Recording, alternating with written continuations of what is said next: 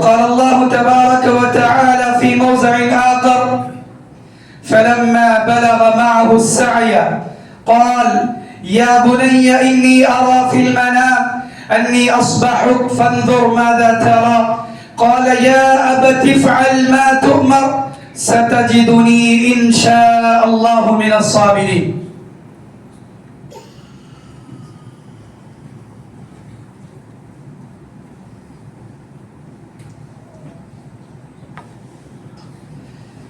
محترم و مکرم میرے دینی اور اسلامی بھائیوں اور پردہ نشین میری اور مائیں اور بہنیں، ہر قسم کی حمد و ثنا،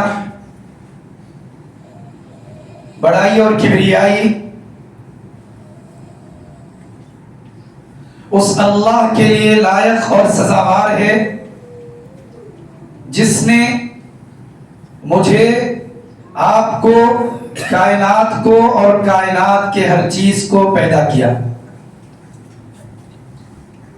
بعدہ درود و سلام ہو تمام انبیاء پر، خصوصاً میرے اور آپ کے آقا امام الانبیاء، امام الاولیاء، امام الاتقیاء جناب محمد رسول اللہ صلی اللہ علیہ وسلم پر، اور اللہ کی رحمتیں ہوں تمام صحابہ، صحابیات اور دنیا کے تمام لوگوں پر. بھائیوں، الحمدللہ آج ذی الحجہ کی 9 تاریخ ہے، اور 9 تاریخ کو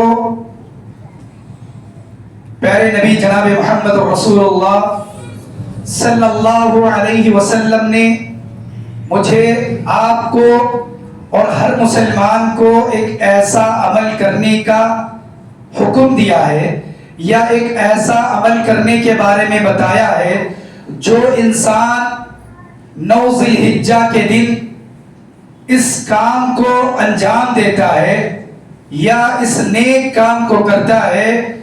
اللہ کے نبی صلی اللہ علیہ وسلم نے فرمایا کہ اللہ تبارک و تعالیٰ سے امید ہے کہ اللہ تبارک و تعالیٰ اس مسلمان کے 2 سال کے گناہ کو معاف کرتا ہے. اللہ اکبر، کتنی بڑی بات ہے. وہ عمل کیا ہے؟ الحمدللہ میں سمجھتا ہوں، میرا جہاں تک خیال ہے، یہاں جتنے لوگ بیٹھے ہوئے ہیں ان میں سے اکثر و بیشتر الحمدللہ آج روزے سے ہیں، جس کو ہم عرفے کا روزہ کہتے ہیں. اس کی بڑی فضیلت جو ابھی میں نے بتائی، اللہ کے نبی سے پوچھا گیا یا رسول اللہ صلی اللہ علیہ وسلم، جو مسلمان 9 ذی الحجہ یعنی کہ عرفہ کا روزہ رکھتا ہے، اللہ اس کے لیے کیا ثواب دیتا ہے؟ تو پیارے نبی نے فرمایا مجھے امید ہے اللہ تبارک و تعالیٰ اس کے 2 سال کے گناہ معاف کرتا ہے. ایک پچھلے سال کے گناہ اور ایک آنے والے سال کے گناہ. 2 سال کے گناہوں کا کفارہ کا مطلب یہ ہے کہ 720 دن کے گناہ معاف کرتے، صرف ایک دن کا روزہ رکھنے کی وجہ سے، وہ بھی 24 گھنٹے نہیں، صرف 14 گھنٹے. صرف 14 گھنٹے جو انسان یہ عمل کرے گا تو اس کے الحمدللہ 720 دن کے گناہوں کا کفارہ یہ روزہ ہو جائے گا. آئیے سب سے پہلے میں دعا کرتا ہوں اللہ تبارک و تعالیٰ سے، اللہ تعالیٰ آج ہم میں سے جو بھی عرفے کا روزہ رکھے ہیں، اللہ تبارک و تعالیٰ ان تمام لوگوں کے روزے کو قبول فرمائے، آمین. اور بھائیوں، دوسری بات یہ ہے، عرفے کا دن اللہ اکبر بڑی فضیلت کا دن ہے. روزانہ اللہ تبارک و تعالیٰ تہجد کے وقت یعنی کہ 3 بجے آسمان دنیا، پہلے دنیا میں آتا ہے، آ کر کے اعلان کرتا ہے کوئی ہے میرا بندہ جو پریشان ہے، اس کی پریشانی کو دور کرنے کے لیے میں آیا ہوں. کوئی ہے قرض دار، اس کے قرض کی ادائیگی کے لیے میں تیار ہوں، غیب سے میں اس کی مدد کرنے والا ہوں۔ کوئی ہے بے اولاد، وہ دعا کرے گا، میں اسے اولاد دینے کے لیے تیار ہوں۔ کوئی ہے پریشان حال، میں اس کی پریشانی کو دور کرنے کے لیے تیار ہوں۔ پہلے آسمان پر روزانہ اللہ تبارک و تعالی آتا ہے، لیکن عرفے کا دن وہ دن ہے جس میں اللہ تعالیٰ دن میں بھی آسمان دنیا میں آتا ہے، دن میں بھی آسمان دنیا میں آتا ہے اور فرشتوں سے کہتا ہے کہ فرشتوں دیکھو، یہ میرے بندے میری مغفرت کے لیے یہاں جمع ہوئے ہیں۔ اللہ تبارک و تعالیٰ اپنے بندوں پر فخر کرتا ہے۔ اور آپ کو یہ بھی بات بتاؤں، عرفے کا دن کوئی معمولی دن نہیں ہے۔ سب سے زیادہ سال کے 360 دنوں میں سب سے زیادہ اللہ تبارک و تعالی اگر کسی دن انسان کو جہنم سے چھٹکارا دیتا ہے تو عرفے کا دن ہے، وہ عرفے کا دن ہے۔ لہٰذا بڑے خوش نصیب ہیں وہ لوگ جو آج الحمدللہ روزے سے ہیں۔ اور تیسری بات مجھے عرفے کے دن یعنی کہ 9 ذی الحجہ کے بارے میں یہ بات بتانا ہے میرے بھائیوں، وہ یہ ہے کہ عرفے کے دن ایک اسپیشل دعا ہے، ایک خاص دعا ہے، ایسی دعا ہے جو اللہ کے نبی صلی اللہ علیہ وسلم نے کہا کہ یہ دعا مجھ سے پہلے نبیوں نے بھی یہ دعا پڑھا، اور یہ دعاؤں میں بہترین دعا ہے، صرف عرفے کے دن یہ دعا پڑھنا ہے۔ وہ کون سی دعا ہے؟ شاید آپ کے علماء نے، آپ کے امام صاحب نے، یا آپ جہاں بھی درس سنتے ہیں فجر کا ہو یا عشاء کا، آپ نے دعا ملاحظہ کیا ہوگا۔ وہ اسپیشل دعا صرف عرفے کے روزے سحری سے لے کر کے افطار تک کثرت سے اس دعا کو پڑھنا ہے، جو پیارے نبی صلی اللہ علیہ وسلم پڑھا کرتے تھے، صحابہ کرام بھی پڑھتے تھے۔ وہ کون سی دعا ہے؟ لا الہ الا اللہ وحدہ لا شریک لہ لہ الملک ولہ الحمد وہو علی کل شیء قدیر۔ یہ دعا ہے، اس دعا کو عرفے کے دن کثرت سے پڑھنا ہے، تو لہٰذا مجھے بھی پڑھنا ہے اور آپ کو بھی پڑھنا ہے۔ آئیے، جو جمعہ کا مبارک دن ہوتا ہے، جمعہ کا دن ایک ہفتے میں جو ایک دن آتا ہے، وہ جمعہ کا دن کیوں رکھا گیا ہے؟ ہفتے کے 8 دن، ہفتے کے جو 7 دن ہیں، ہمارے اندر کوئی خرابی ہے، ہمارے اندر کوئی کوتاہی ہے، ہمارے اندر کوئی برائی ہے، تو اس برائی کو ختم کرنے کے لیے اللہ تبارک و تعالیٰ نے اور پیارے نبی جناب محمد رسول اللہ صلی اللہ علیہ وسلم نے ہفتے میں ایک دن جمعہ کا دن مقرر کیا ہے۔ اس دن پورے لوگ الحمدللہ جمع ہوتے ہیں، وہاں بیٹھ کر کے، مسجد میں بیٹھ کر کے اللہ کی باتیں سنتے ہیں، قرآن کی باتیں سنتے ہیں، اور سن کر کے ہمارے اندر جو کوتاہی ہے، جو غلط کام ہے، جو برائی ہے، اس برائی کو ہم دور کرنے کی کوشش کرتے ہیں۔ اگر اس مقصد سے کوئی آدمی آتا ہے تو بڑا مبارک آدمی ہے۔ اگر اس کا مقصد یہ ہے کہ صرف کوئی بات نہیں، جمعہ میں آنا ہے، نماز پڑھنا ہے، رسم ادا کرنا ہے، تو پھر اس آدمی کے لیے جمعہ کا بیان اور جمعہ کا خطبہ کوئی فائدہ مند ثابت نہیں ہوگا۔ تو میرے بھائیوں، ابھی جو ہے ہمارے پاس 15 منٹ باقی ہے، انشاءاللہ 15 منٹ کے اندر جو ذی الحجہ کا مہینہ ہے، اور ذی الحجہ کے مہینے کی 10 تاریخ جب آتی ہے، انسان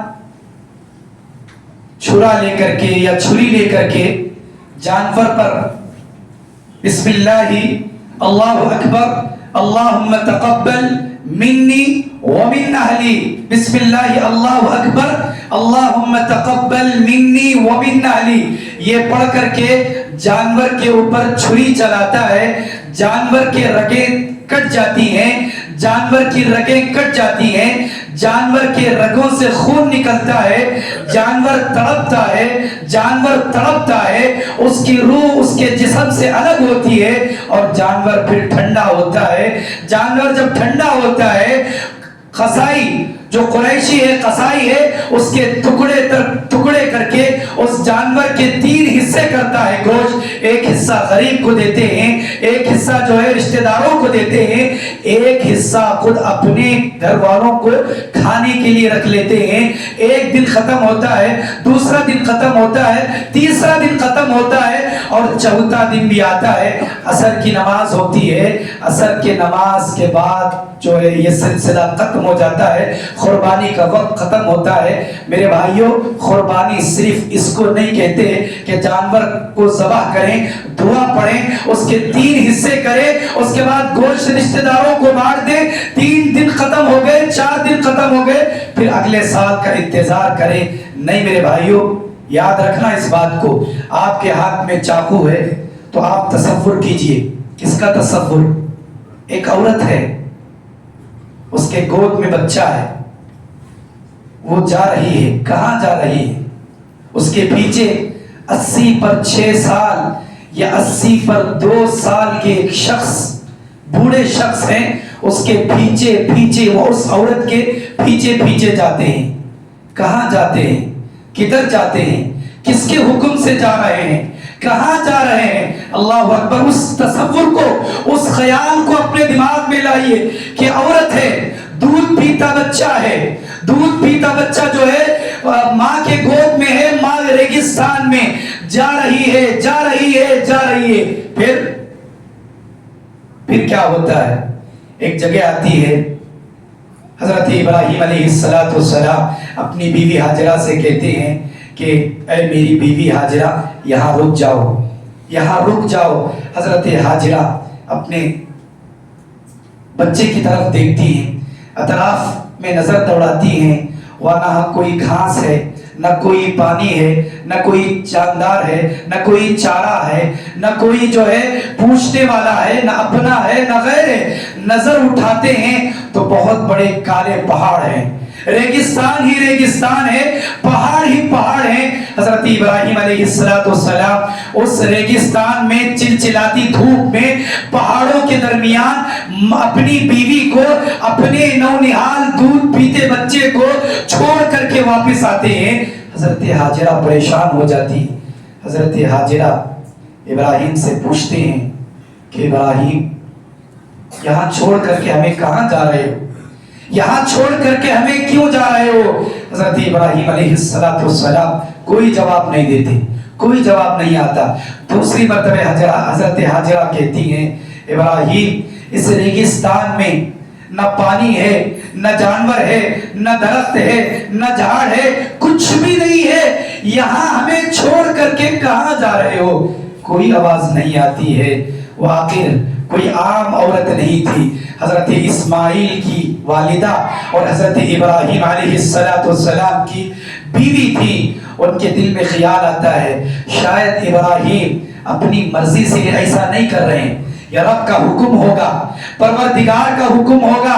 پھر آواز آتی ہے، پھر آواز آتی ہے، حضرت ہاجرہ کہتی ہیں ابراہیم ذرا مجھے یہ بتاؤ، ذرا مجھے بتاؤ، یہ کیا اللہ تبارک و تعالیٰ کا حکم ہے؟ اللہ کے حکم سے تم ایسا کر کے جا رہے ہو؟ ابراہیم علیہ السلام کچھ نہیں کہتے، سر کے اشارے سے کہتے ہیں کہ ہاں میری بیوی، ہاں میری بیوی، یہ اللہ کا حکم ہے۔ اللہ نے مجھے حکم دیا ہے کہ میں اپنے بچے کو اور اپنی بیوی کو ریگستان میں چھوڑ کر کے جاؤں۔ اللہ اکبر! بھائیوں، سچ کہتا ہوں، آج دنیا میں کسی کو نیک بیوی ملتی ہے، فرما بردار بیوی ملتی ہے، اطاعت گزار بیوی ملتی ہے، سمجھو کہ اللہ کی طرف سے اسے دنیا کا سب سے بڑا انعام مل گیا، دنیا کا سب سے بڑا تحفہ مل گیا۔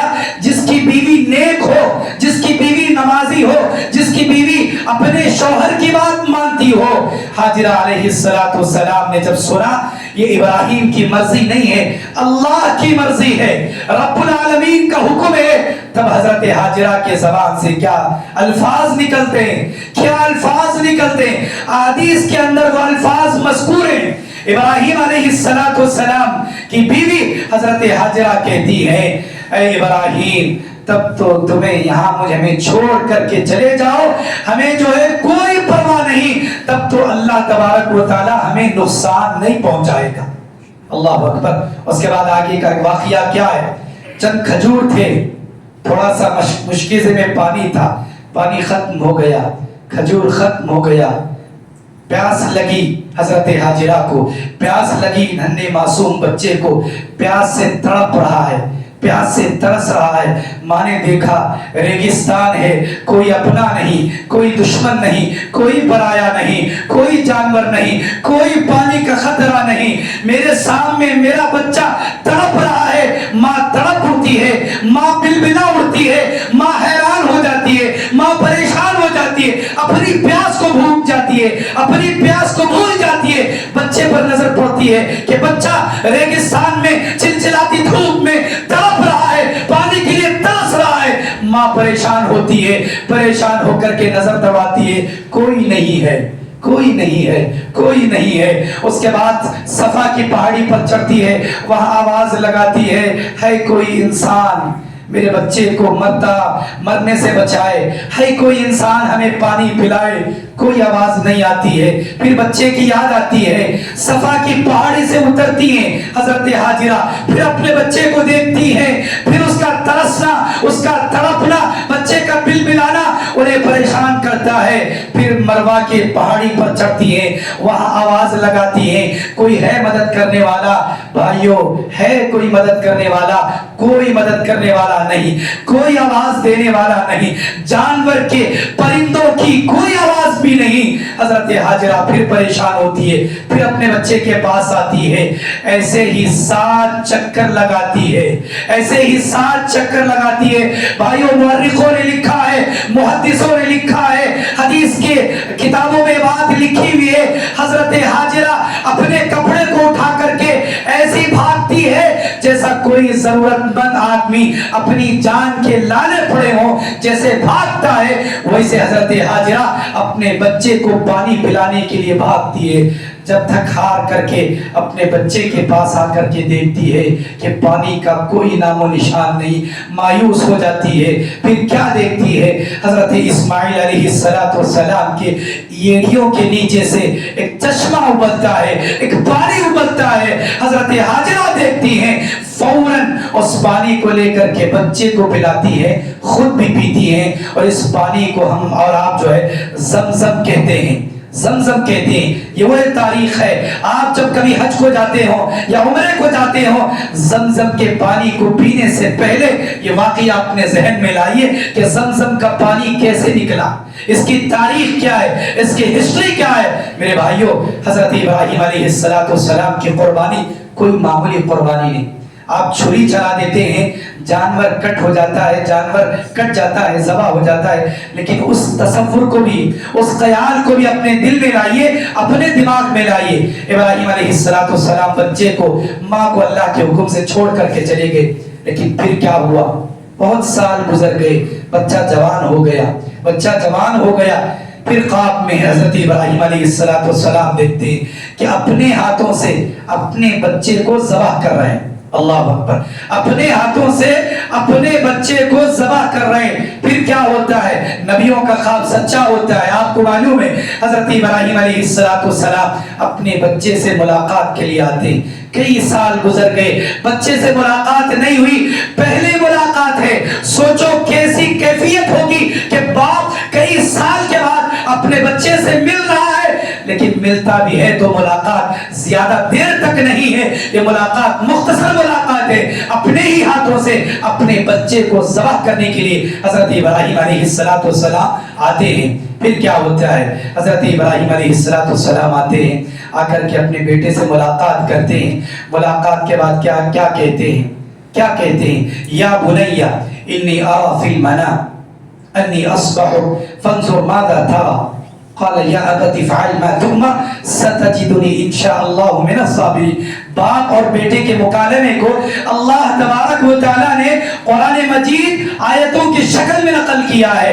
باپ نے, ابراہیم نے کہا کہ بیٹا میں خواب میں دیکھ رہا ہوں, میرے ہاتھ میں چھری ہے اور تم میرے سامنے ہو اور میں تمہیں ذبح کر رہا ہوں, میں تمہیں قربان کر رہا ہوں. بیٹے تمہاری رائے کیا ہے, تمہارا مشورہ کیا ہے, تم کیا کہتے ہو؟ اور بیٹا آخر کس کا بیٹا, بیٹا کس کا بیٹا, حضرت حاجرہ کا. بیٹا کس کا بیٹا, حضرت ابراہیم علیہ السلام کا. وہ فیضان نظر تھا یا کہ مکتب کی کرامت تھی, وہ فیضان نظر تھا کہ مکتب کی کرامت تھی. سکھائی جس نے اسماعیل کو آداب فرزند دی. بیٹا ہو تو اللہ ایسا ہو. آج بھی ہماری اولاد ہے, آج بھی ہمارے بچے ہیں. ہمارے بچے کیسے ہیں ہم کو اچھی طریقے سے معلوم ہے, لیکن حضرت اسماعیل علیہ السلام نے کیا جواب دیا؟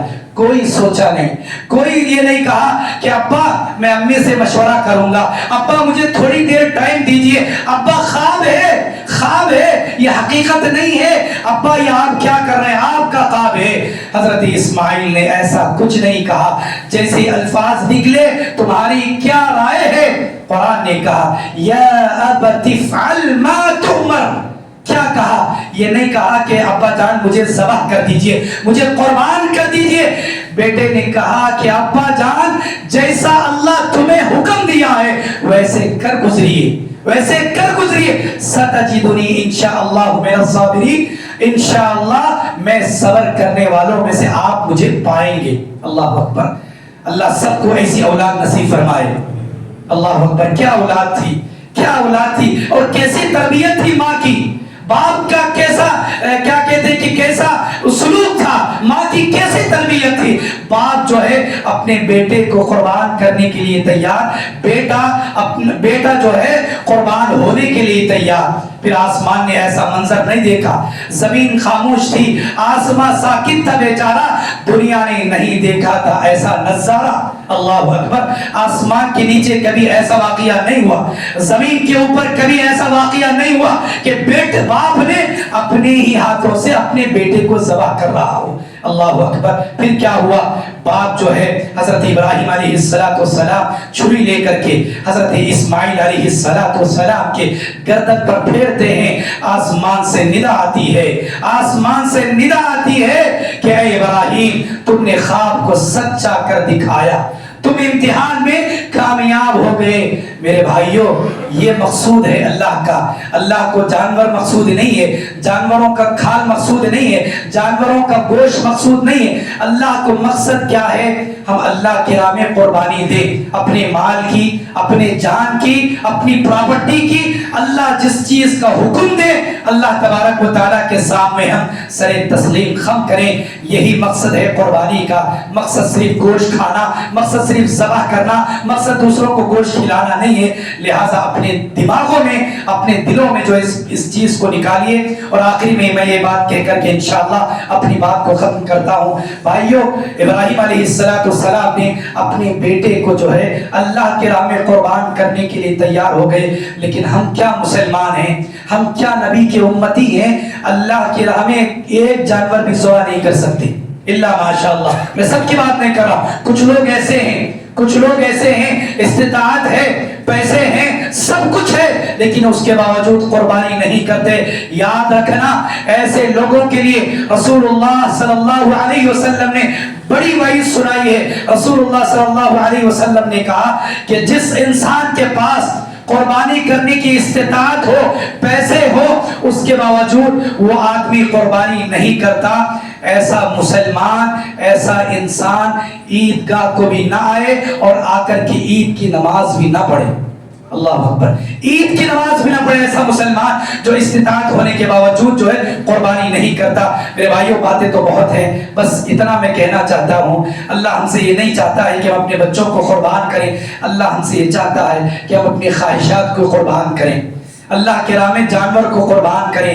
ہم جو ہے غلط کاموں سے بچ جائیں, زنا سے, چوری سے, جھوٹ سے, ڈکیٹی سے, دھوکہ دینے سے, غلط کام سے, ان سارے چیزوں سے بچ جائیں. انشاءاللہ ثم انشاءاللہ اللہ تعالی ہماری قربانی کو قبول کرے گا. حکیم رب العالمین سے دعا ہے اللہ تعالی سب سے پہلے کہنے والے کو, سننے والوں کو, ہم جو بھی قربانی کے دن قربانی دیتے ہیں اللہ تعالی ہم تمام لوگوں کی قربانیوں کو قبول فرمائے. اللہ تبارک و تعالیٰ اس سال جو حج کو گئے ہیں اللہ تعالیٰ ان کے حج کو قبول فرمائے. اللہ تعالیٰ ہم تمام لوگوں کو زندگی میں کم سے کم ایک مرتبہ حج نصیب فرمائے. اللہ تعالیٰ ہم تمام کو زندگی میں ایک مرتبہ مکہ اور مدینے کی زیارت نصیب فرمائے. آمین. اللہ جو لوگ بھی آج روزے سے ہیں اللہ تعالیٰ ان کے روزے کو قبول فرمائے.